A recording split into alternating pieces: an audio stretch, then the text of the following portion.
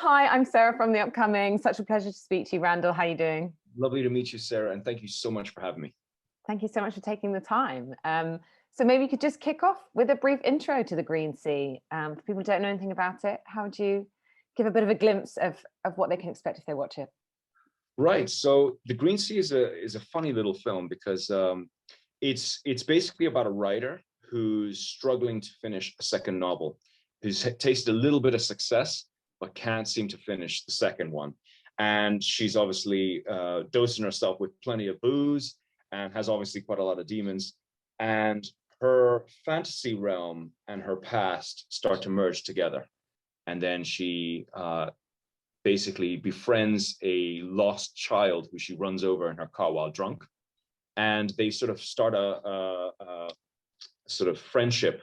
And ultimately, this leads to her facing her demons. So it's kind of like a surreal drama with fantastical elements. And, can you tell us a little bit maybe about your background and your connection to Ireland, and maybe how, your connection to that country and the countryside sort of gave birth to the idea for this film? So, well, my family is the oldest family in Ireland. We live still in an old estate that's 900 years old. My great grandfather was a very, very famous fantasy writer called Lord Dunsany. My father was an artist. My mother was a very famous architect in South America and America, and I'm a hack filmmaker. So. And so I also started when I took over this place, Ireland's first rewilding project, because I'm a big environmentalist. I'm vegan, but please don't judge me for that. And then I started like this massive nature reserve, and I protect animals of all types. And we look after animals. We nurse orphaned animals, and we put them back into the wild. And I get a lot of attention for that. And then in the meantime, I also make horror movies. So, and so there's a lot of, should we say, I'm very busy with my time. And this film is kind of funny because it's the main character is very much kind of how I am. Like, I can be a little abrasive at times, just like the main character in this film. And, I'm into heavy metal. I walk around in my pajamas with death metal t-shirts.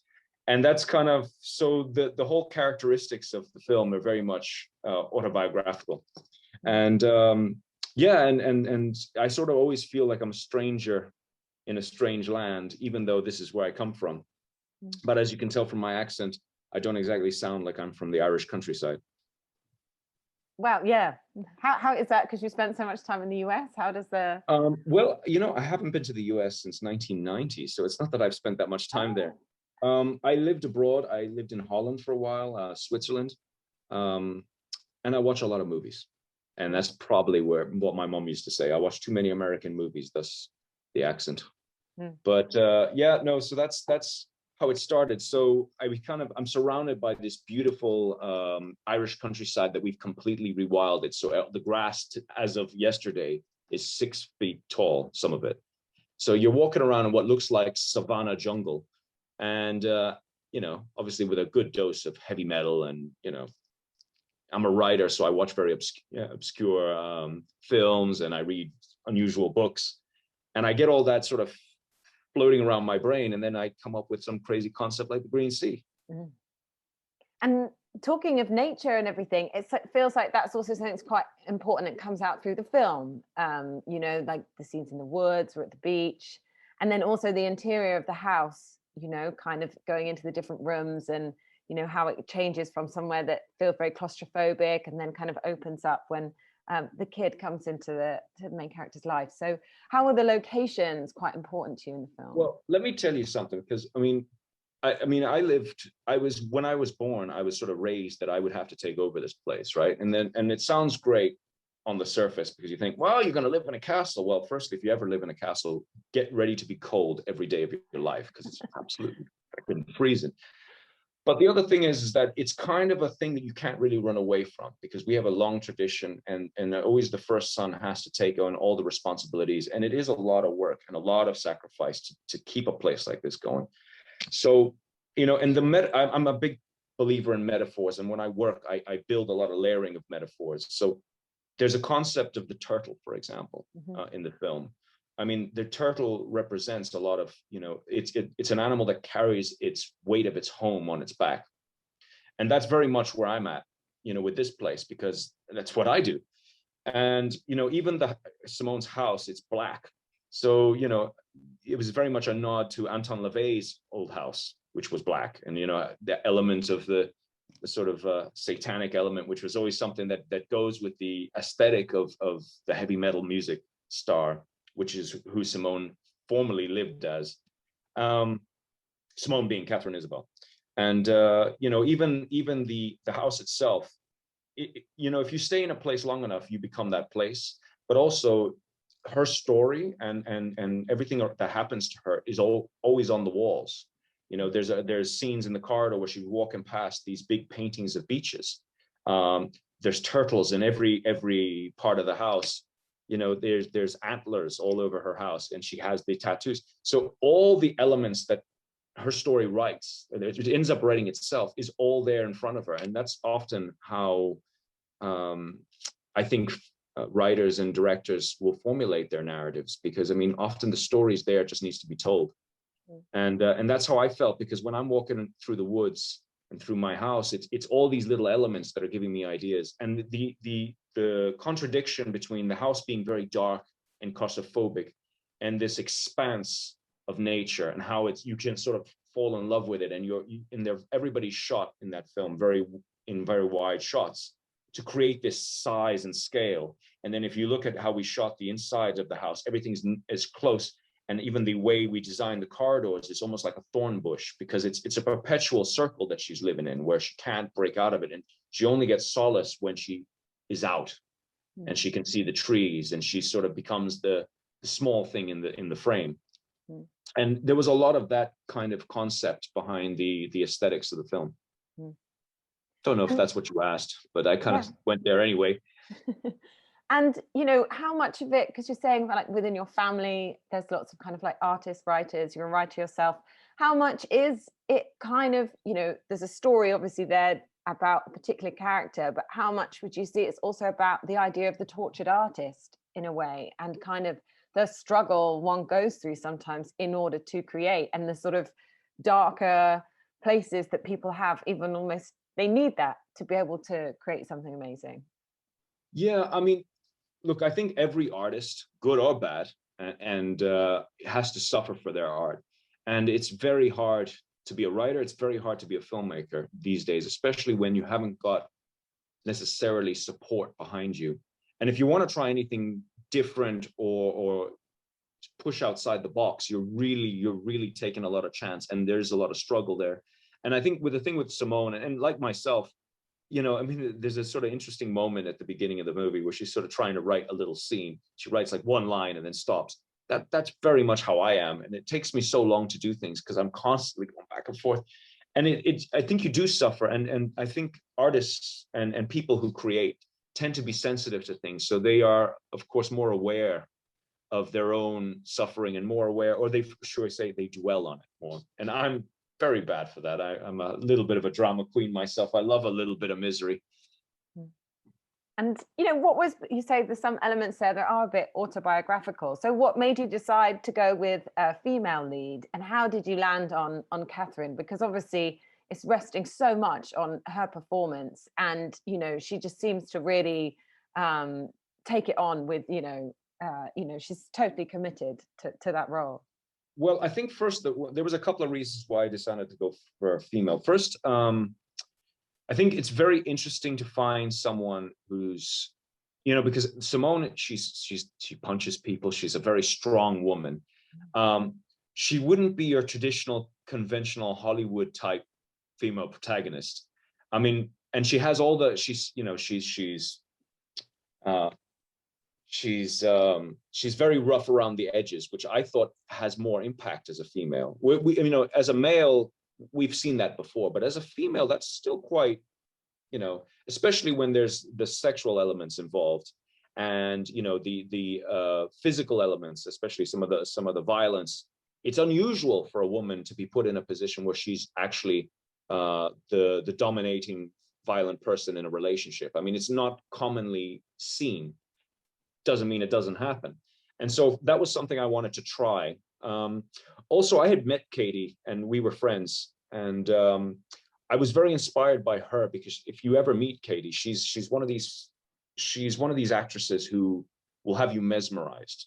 You know, she's very insightful. She has she's highly intelligent, and what she can do in a role, both not just performing the role, but to get really the analysis and discovering the depths of the character. I've never seen anyone do that before. So there was a lot of inspiration. So I suppose when I met, knowing her and knowing what I kind of wanted to try, it just clicked into place, really. And she is someone who really committed, because this was a small film for the type of films that she normally does, and she gets in some pretty large films at times. And so she took a chance with this one. We managed to fit her in on the last month of the year. And she took a chance to come here to Ireland in the worst weather, in the worst winter we had for years. And I mean, you know, I said to her, basically, this is going to be your monster. I don't know if you know that film with Charlize Theron. Mm. So I said, you know, you're used to being good looking and sexy. You're not going to be good looking. You're going to be smelly looking. You're going to be grimy. And she said, where do I sign up? You know what I mean? Because I think, and it's so, you know, different for her to be in such a sort of a frumpy looking jacket and a big hat and a death metal t-shirt, and her to be walloping men around and boozing herself silly. And she really committed. And the thing is, she's such a strong actress. She actually went very method in this, and we were kind of scared of her at one point. Every time I gave her some direction, I sort of looked at her as like, is she going to hit me? Please don't hit me. But I mean, that's what kind of actress she is. She's so passionate about what she does. And she's just, I mean, you know, I talked to her about her in a lot of admiration, because to be honest, I'm still in awe. You know, I think the movie's come out. I was watching part of it the other day, and I was just looking at her and going, God damn it.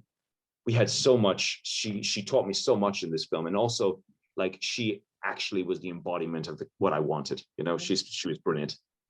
And young Hazel as well. And, you know, her character is obviously a lot less expressive, so she has to do a lot more work with her expressions. You know, she doesn't have as much dialogue, but she plays it so well, and the interaction between the two seems to really work, because obviously they've got this kind of love-hate thing going on. Well, yeah, and going towards the kid.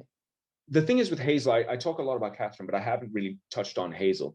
Hazel is a fantastic actress. I've been watching Hazel since I think she was a 12-year-old, because she's one of those little child actors that just, you instantly she had something, and I've been dying to get her into something. So this was the first opportunity we had to get her. And it was a difficult role, as you said, because you're dealing with a tornado that is Catherine Isabel. And often people will probably look at Katie and go, right, well, she was the dominating force, but it's so difficult to balance that and be a minimalist character. Because the thing is with Kid, she's meant to be, I suppose, a mirror image of the inner child. And she's sort of a little goofy. She's got the big jacket. And ironically, even the jacket, like I have the same jacket. So even, again, there are two parts of a character. And you know, one is the more, you know, the fiery, the other one is the heart. And I would call Hazel the heart, because it's Hazel's innocence and the calmness and the minimalism that will ultimately make Katie sort of reassess her own behavior and her own emotions. And it's very hard to do that and not do so little, and at the same time do so much. And one of the things that Hazel has, which she rivals Katie with, is her ability to express herself with her eyes. Because if you look at the film, both characters do a lot with their eyes. They have both very striking eyes. And we did a lot with them, and we were very keen on getting very close to the characters' faces with camera. So there wasn't the traditional close-up shot. We were going very, very tight to about here, so we could see the expressions. And Hazel's, again, she's that sort of spacey character, because she's outer-worldly in the film, and she's a character that comes from the imagination. So that's kind of what I wanted. So it was hard for her, but she has, you know, when she actually does express herself, it's for me, it touches me. There's a scene on the beach, in particular, and it was our first day shooting, and they had just met each other 15 minutes before, and then they do that scene on top of the dunes. And I was sitting there going, oh my God, I am so out of my element here. I'm going to have to blag this big time. And, thinking about like the way it goes all through these different locations, it does go to some dark places, there is violence, some really intense scenes. So what were some of maybe the most challenging moments on set, and some of the highlights as well? So, I mean, I would have said the first day, which was the beach scene when they were up on the hills together, and they literally met. It was very much sort of like, here's Katie, here's Hazel, right? Let's shoot this thing. And they sat down and they did that scene where they're sitting together, and like within 15 minutes, that was amazing, because I said to myself, it's like, oh, already polishing my Oscar here. So no, that was a particularly beautiful moment, because I was sitting there and it was really sad. I was sitting there trying not to cry, and then the good thing is there was a lot of ice cold wind blowing at me, so I could claim that it was the sand and the ice cold wind that was making me tear up. But it was very intense. So that was a scene that I really liked. There's a beautiful scene where the two of them are together, and it's the first time where Katie kind of becomes, should we say, sensitive and emotional. And that's when she's there with the trees. And that we had to do that like pretty much in one take, because the light was fading. We had an impossible day, and we literally didn't have too many options to do that. I think we did it twice. And if you see it, it's pretty much one continuous take. And trust me, as an editor, that was hard. And I was thinking to myself, oh my God, how are we going to do this? How are we going to do this? And we were a small film. We didn't have like lots of money to be getting reshoots done with Katie and stuff. So it really had to be, we legged it and just did it. And these scenes, I mean, we were tromping through, and that is swampland, because that's part of like our wildlife reserve. I mean, and that forest is an ancient forest. I mean, we were sinking into the mud, and I was watching Katie and thinking, is she going to lose her boot in the middle of the scene? And that was quite good. And apart from the fact that I was sweating, thinking that she's going to lose her shoes or she's going to fall backwards, and then we won't be able to change the costume. So those are the moments that I thought about. And of course, when she's brawling with Seb Moore in the kitchen, because she was swaying and moving around, and she did this thing that I'll never forget, because when the scene started, she was spinning around and she would spin herself. And we just looked at her, and I looked at the AD, and I looked at my cameraman, and he was just kind of going, and she would just keep spinning around in between sets. And then she'd come in and she'd start like wrestling and tussling. And finally, about halfway through the day, I pegged what she was doing. She was making herself dizzy. So she didn't have to pretend to be drunk. She actually just would sway. And later she explained the whole idea behind it. And I was thinking, that's why they pay you the big bucks, and why I'm still with the nosebleeds. Oh my God. But it was amazing. So from now on, whenever I do a drunk scene, everybody's got to spin around in circles. Genius. So I'm almost out of time, but obviously, like we were saying, there is the story arc of the character itself, but then there's a lot of layers to the film, and it gets quite surreal at moments. What do you hope that people will take away from it? After the experience of getting to the end of it, what do you hope people take away? Well, the thing is, I tried to do something a bit different, and the thing is that it's not overly genre, it's not overly drama. It's the thing. I tried to make a hybrid because I'm trying to make films that I don't see typically. I'm very keen on a writer called Murakami, who's a Japanese writer. He makes these very unusual dramas with surreal elements to them. And I suppose when I read his books, I see a lot of what I would like to do in film. When I see his books, when I read his books, I read what I would like to do in film. And the thing is that, so I'm hoping that people can sort of see the depths of the film and sort of engage with it a bit, because I don't know if you noticed, there's a lot of audio to it. And I wanted to make although it's a very sort of a typical drama in the terms of how it's set up, there's a sort of a sonic element to it that is very unusual for that kind of film. And, it was designed with a cinema in mind, but of course, COVID decided to wreck that idea. So I tried to make something a bit more immersive that has elements of the surreal as a way to kind of complement the drama and the fantastical. So I'm hoping that people see it for what it is, that it's an unusual story, and it's a cute little film that has a bit of its own voice. And hopefully people will find a little bit of themselves in it. I imagine a lot of people won't. And I imagine some of Katie's abrasiveness will turn some people off, but at the same time, I find that it probably will be a little bit endearing as well. Mhm. And that's what I'm hoping. I'm hoping I get an extreme reaction one way or the other. Either you absolutely loathe it and you go and smash me in the review section, or you are actually going to find some beauty in it, because it is very human, and that's the problem with humanity, is it's not simple.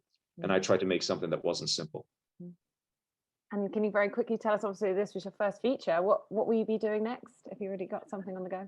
So there's a lot of sort of genre elements to this film, and I have decided, having done the drama thing, that I will no longer be pigeonholed as a horror director. I'm going straight back to horror. I'm going to make a horror movie. Like, that's the first thing. I want to do horror again, because I miss horror. It's a great time to be back in the horror industry, because we had a little bit of a drought in around the sort of 2014 to 2017.